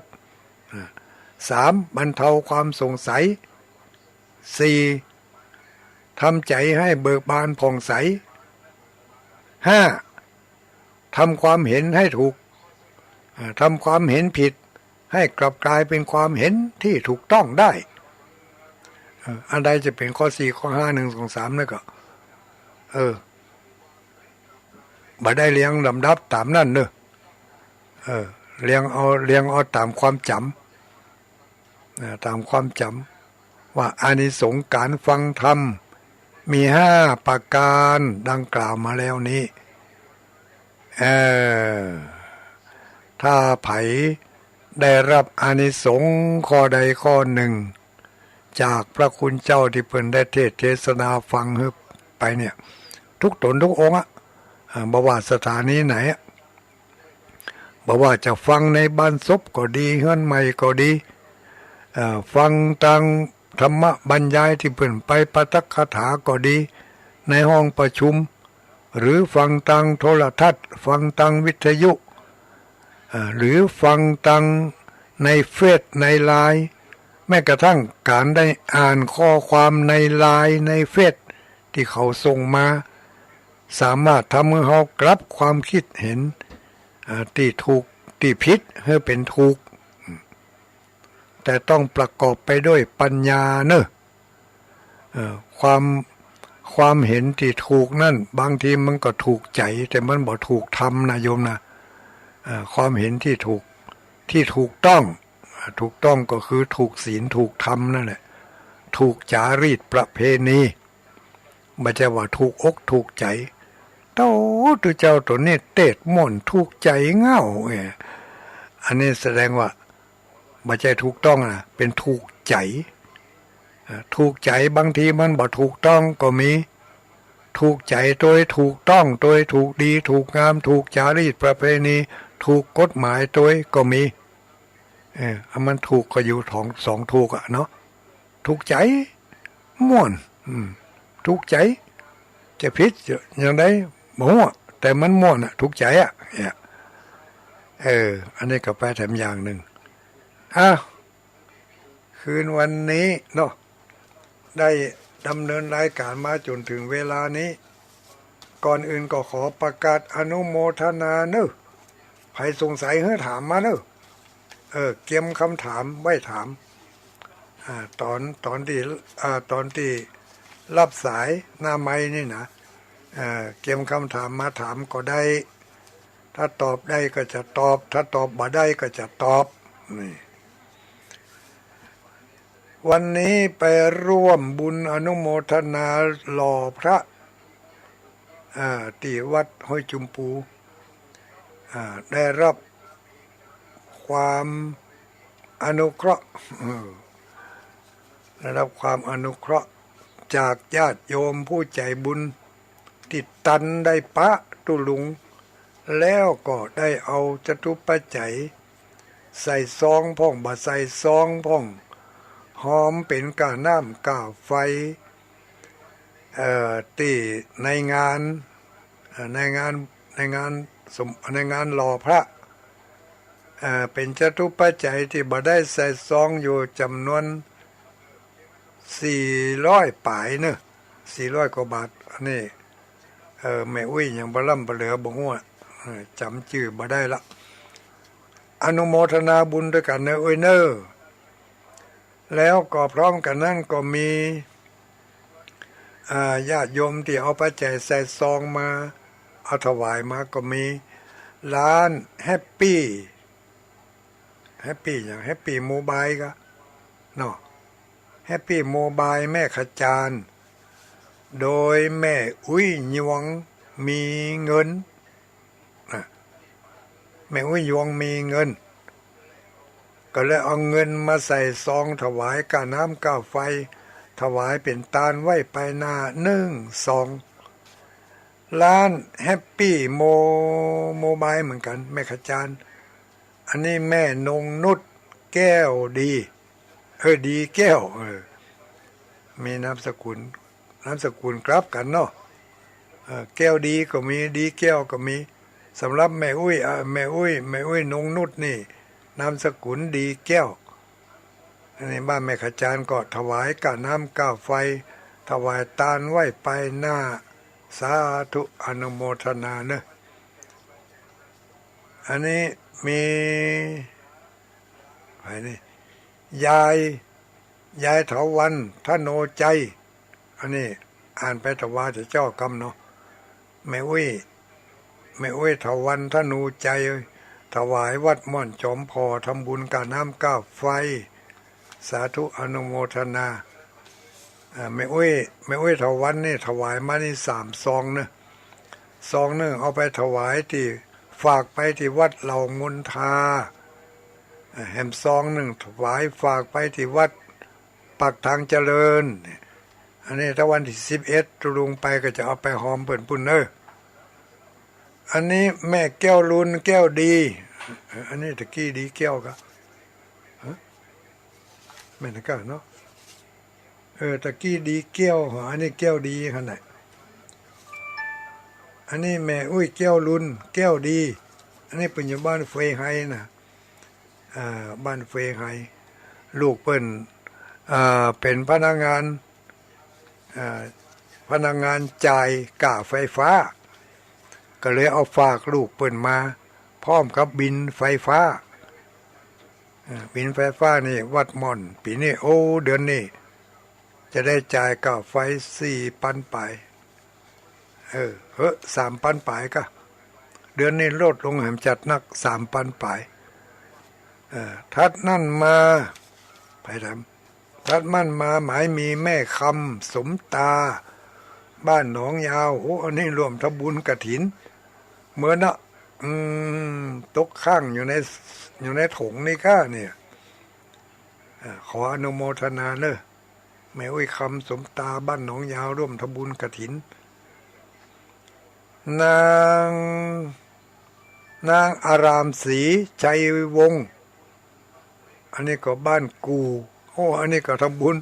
ถวายทานกฐินเหมือนแล้วเนอะอุ้ยเนอะแต่เมื่อวันที่30เดือนตุลาบุญละทำบุญทานกฐินติดข้างอยู่ในถุงกำลังพระเจ้านี่จะเอาสตางค์เอาปัจจัยที่เพิ่นนั้นหอมกาน้ำกาไฟมานะกะเอาไปใส่ถุงแล้วไปหั่นเขาใส่โอ้อันนี้เพิ่นหอมมาพร้อมกันนะกับแม่อุ้ยป้าอุ้ยทั้งหลายที่เพิ่นได้เอาจตุปัจจัยหอมเป็นตัวสตางค์มาบ่ได้เขียนชื่อเขียนเสียงก็ขอฝากไว้กับมเหสิกาเทวบุตรเทวดาแม่นางธรณีเจ้าที่ตนจำบุญและจำบาปตนนักทานำตนหยาดหมายตานจดเอาลายหมายเอาชื่อของมูลศรัทธาทั้งหลายที่ได้ให้ได้หอมกันมาเป็นกระน้ำก่าไฟเป็นก่าอินเทอร์เน็ตเป็นก่าเครื่องเสียงเครื่องทรงเนาะการใช้จ่ายมันก็มีอยู่ก็ขออนุโมทนาเนอะธรรมะและสาระดีมากเนื้อล้วนบ่มีน้ำเลยว่าไปเลยบ่มีน้ำมันเป็นลำมันก็ต้องมีน้ำตัวมีเนื้อตัวเองกันเนาะสาธุอนุโมทนาเนอะส่งข้อความมาตั้งไลน์ฟังอยู่เนอะเจ้าไวมาแล้วยังมาแล้วอย่างไวมาแล้วไปมาแล้วก็ไปเอามาแล้วก็คุณโยมแม่ขจารย์เนาะถ้าไผบ่ได้ไปเอามาก็เสียเวลาเสียโอกาสเนอะอาจารย์มหาสมชาติโฆษณาว่าวันนั้นเปิดเอาปฏิทินไป50 แผ่นถ้าจะมาถึงไหนฮอดไหนนี่ถ้าจะมาถึงบ้านสักกำปฏิทินวัดม่อนจมพอปีนี้แปลงออกมาบรรนักต่อใดเนยญาติโยมทั้งหลายเป็นฉบับของพระเดชพระคุณท่านพระครูอดุลวัดธาตุคำทำเอาวัดธาตุคำทุกปีที่เปิ่นทำออกมาเป็นของประเพณีชาวล้านนาพื้นเมืองของเฮามีวันดีวันเสียมีวัน9 กองวัน10 กอง20 กองพุ่นเนาะวันซื้อรถใหม่วันแต่งงานใหม่แต่งงานใหม่เว้ยวะวันซื้อรถใหม่วันอยู่บ้านใหม่วันขึ้นเฮือนใหม่วันเปิดร้านขายของใหม่หลายอันหลายอย่างวันเดินทางไปก้าไปขายวันจมวันฟูวันเมงวันไต วันลมหลวงลมน้อยมีหันหมดวันหัวเข้าหัวออกวันใดดีวันใดเสียเปิดพอปฏิทินก่อนที่จะทำการมงคลต่างๆปฏิทินม่อนจอมพอเปิ้นแปลงปฏิทินแจกนะแต่ตุลุงดอยเนี่ยแปลงปฏิทินขายเฮ้ยเอากำไรนักเนอะแผ่นหนึ่งปีนี่ได้ถึง3 บาทก่อนกล้าออกแบบกล้าออกแบบก็จัดงามในหน้าปกนั่นจะมีรูปของพระธาตุม่อนจอมพอเนาะพระธาตุม่อนจอมพออำเภอเวียงป่าป้าจังหวัดเชียงรายแล้วก็ถัดมาทางซ้ายมือจะมีรูปพระธาตุ9 จอมอยู่ในเลข9จอมนี่ก็คือจอมพอจอมแจ้งจอมหมอกแก้วจอมแหวอำเภอพานจอมจ้ออำเภอเทิงจอมซักจอมทองอำเภอเมืองจอมจันทร์อำเภอแม่จันทร์จอมกิติอำเภอเจียงแสน9 จอมแดนดินถิ่นล้านนา2 มหาราชแดนดินถิ่นวัฒนธรรม2 มหาราชเจียงไฮ้นี่ไม่ใช่ย่อยนะมีกษัตริย์ผู้ครองเจียงไฮ้ถึง2 มหาราชมีพระเจ้าพรหมมหาราชมีพระเจ้าเมงรายมหาราช2 พระองค์นี้อยู่ในปฏิทินบนปฏิทินสุดนั่นจะมีคาถาคาถาประจำรายการพุทโธเศโถติโลกัสสมิงสปะสัตตานังคาถาบทนี้ใจได้สารพัดปันจ่องนอนบ่หลับกินบ่ได้นอนบ่หลับกึดนักบ่ม่วนอกบ่ม่วนใจจะไปที่ไหนจะมาที่ไหนเพื่อความปลอดภัยแก่ตัวเฮาและแก่คนอื่นแก่ยานพาหนะท่องคาถาไว้พุทโธเศโถติโลกัสสมิงสปะสัตตานังท่องไปเลยเข้าไปหาสัตว์ดุสัตว์ร้ายโดยความบังเอิญเนาะก็ท่องคาถาเอาไว้มันเกิดเป็นณจังงังขึ้นมาก็ว่าได้ถ้ามันบ่สะดุ้งเฮาก็สะดุ้งมันนั่นน่ะพุทโธเศโถกินข้าวบ่ได้นอนบ่หลับท่องเอาไว้เป็นพญาพยมกับมันท่องบ่อยๆเจ็บไข้ได้ป่วยก็ท่องคาถานี้เอาไว้เป็นพุทธคุณลูกคาถาโลกาวุธิใครฮู้คาถาโลกาวุธิบุตรนี่มันฟังเทศฟังธรรมของตุลุงท่านเจ้าคณะอำเภอเมืองฝางบ่อยๆทุกๆวันศุกร์เป็นจะเทศธรรมโลกาวุธิบางศุกร์เป็นก็ได้เทศบางศุกร์เป็นก็เอาธรรมผูกอื่นมาเทศโลกาวุธิในปฏิทินตั้งขวามือมุมขวาตั้งบนมุมขวามือตั้งบนปีนี้ได้มอบคาถาให้แก่ญาติโยมเป็นคาถาถอนพิษถอนภัยถอนไข้ถอนเมื่อยถอนพยาธิอาพาธถอนโรคโควิดถอนไวรัสโควิดต่างๆกันเอาไว้เป็นคาถาพระเจ้า5 พระองค์นะโมพุทธายะสิทธังนะโมพุทธายะสิทธังนี่เป็นกรรมขึ้นขันตั้งของคาถานะเป็นแม่บทของคาถานะโมพุทธายะสิทธังเสร็จแล้วก็กล่าวว่านะลูดโมถอนพุทถอดทาลุดเนี่ยตกสวหายนะลูดโมถอนพุทถอดทาลุดเนี่ยตกสวหายอันนี้เป็นคาถาถอนพิษถอนภัยถอนสปะถอนสิ่งที่เลวร้ายทั้งหลาย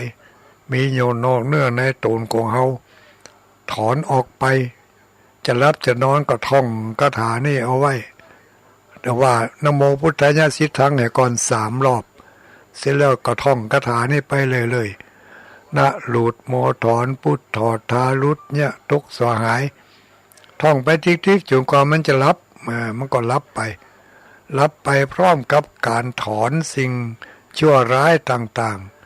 ๆออกไปจากเนื้อจากตนไผเป็นโรคกระเพาะไผเป็นโรคลำไส้ไผเป็นโรคนิ่วโรคไตมนใส่น้ำกินเข้าไปถอนได้น่ะถอนได้อันนี้เป็นคาถาถอนพิษถอนภัยถอนสิ่งชั่วร้ายต่างๆอยู่บนปฏิทินฮะเนอสอพอเฮดีวันที่11ปะกันที่วัดใหม่เหล่ามนทาวัดใหม่เหล่ามนทาเนอวันที่11หน้านี่นะปะกันที่หั่นว่าได้น้องพรรับแล้วกันนี่ยังบ่รับเถื่อคุณมนฤดีก็ยังบ่รับเถื่อปะกันเนอที่วัดเหล่ามนทาอันนี้ไผแถมนันทชัยอันนี้ไผแถมสีดาคุณงามแม่สุธรรมาแม่สุนันทาแม่น่ะสุนันทานี่เป็นเจ้าเป็นแม่ของพระอินทร์ที่ชอบสร้างสวนดอกนางสุนันทาสวนดอกแปลงสวนดอกประดับดอกไม้ธูปเทียนถวายไปเป็นเมียพระอินทร์ได้ชื่อว่านางสุนันทาสวนสุนันทาขอบคุณขอบใจเนอะพระสีดาเมียพระอินทร์4 คน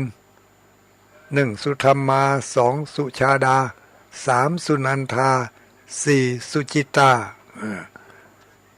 แต่ละคนนี่ได้สร้างบุญมาบ่เหมือนกันวันหน้าวันตาก็ว่ากันเนอะ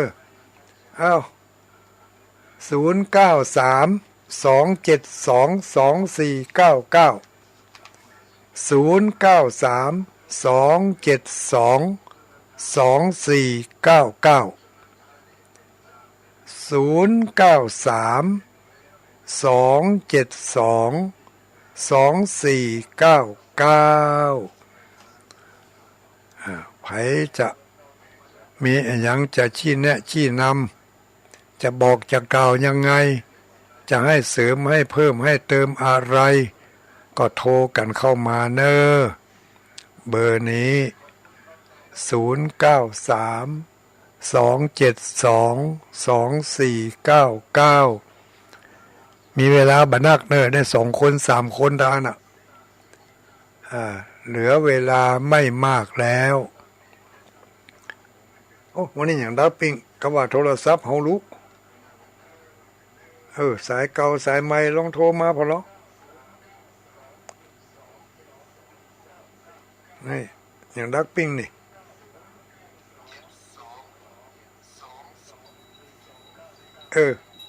ก็เรียกว่าดักปิ้งให้ใกล้เจริญพร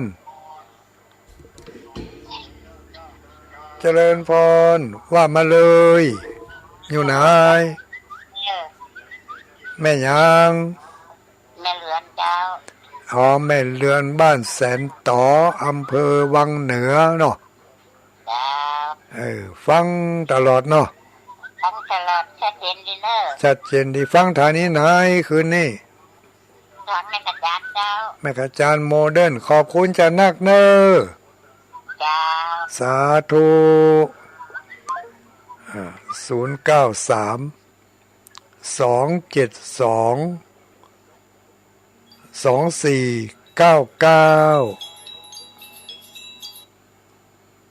เจริญพรสวัสดีค่ำคืนชื่อหยัง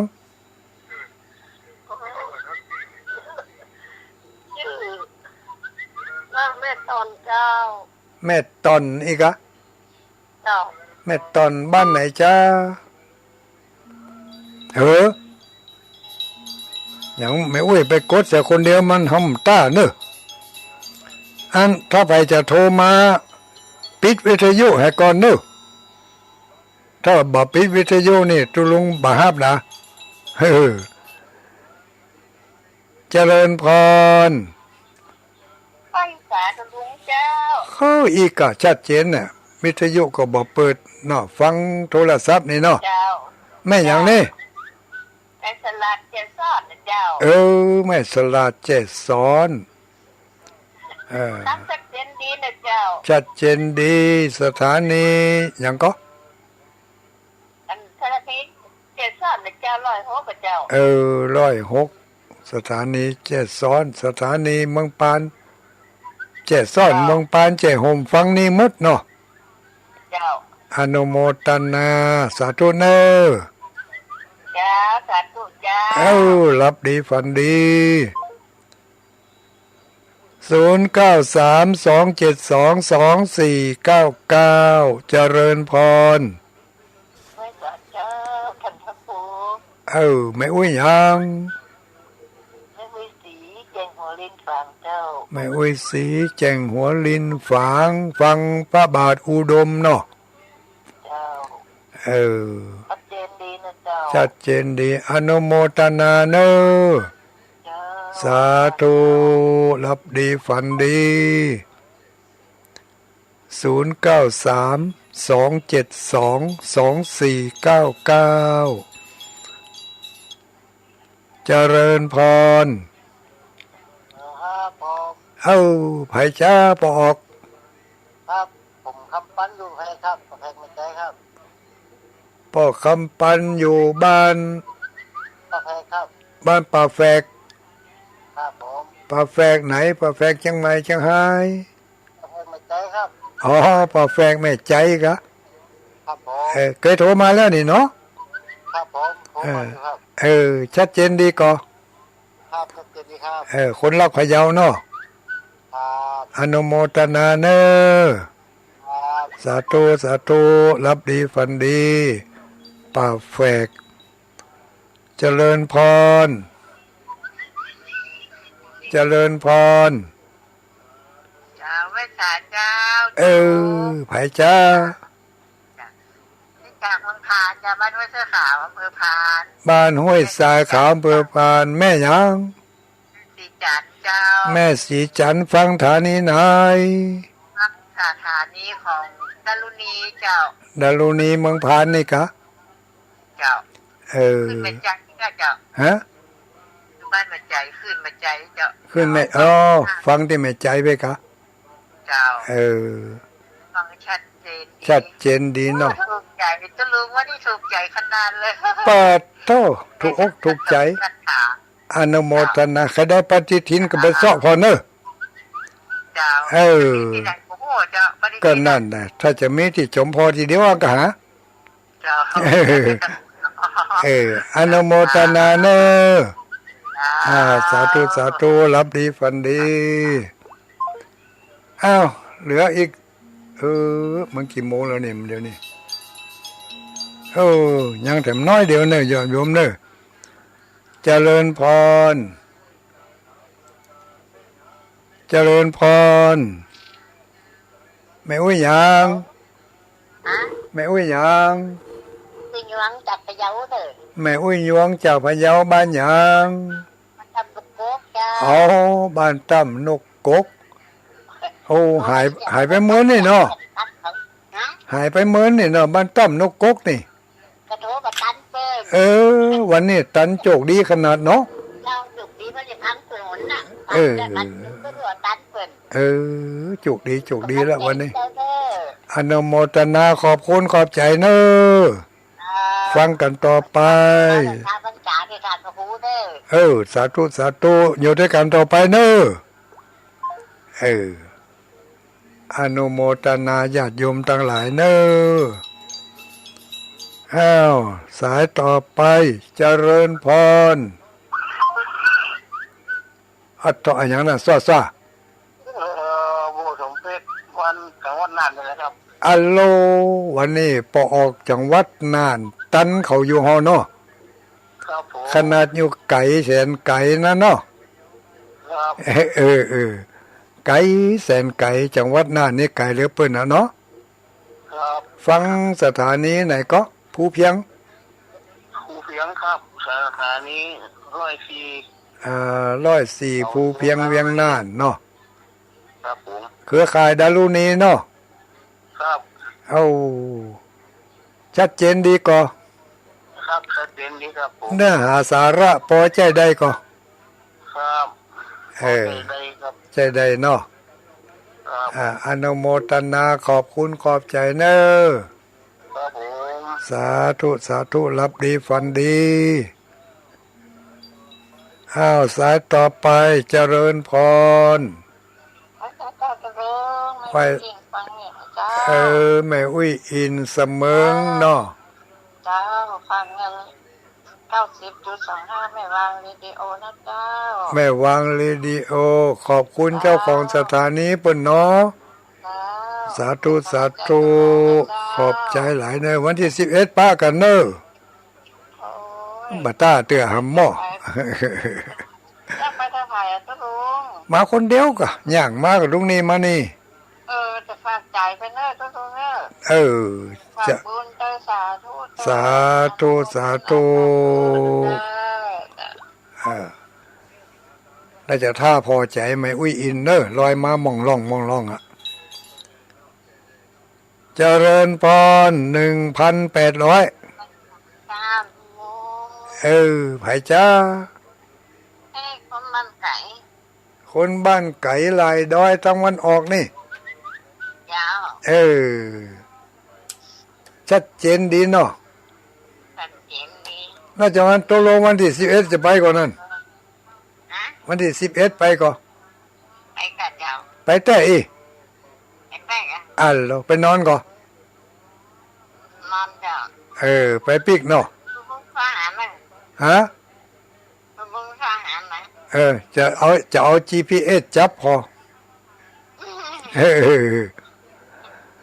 อนุโมทนาเนอะไอ้แก้วเนอะ จ้า สาธุสาธุรับดีฝันดีอ้าวเขาหมดเวลาบ่หมดเวลากันแล้วเนี่ยญาติโยมทั้งหลายเนอะเอาแหมกำเอามานี่ละเจริญพร จะได้สามยาวจะลงได้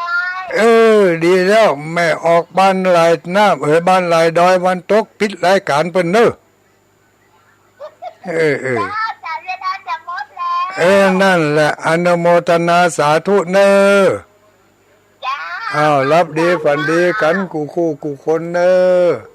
โชคดีมีใจให้มาก้าขึ้นปราศจากทุกโศกโรคไปเหมือนกันทุกคนทุกท่านจัตตารโอธรรมาวัฏันติอายุวันโนสุขังปะลัง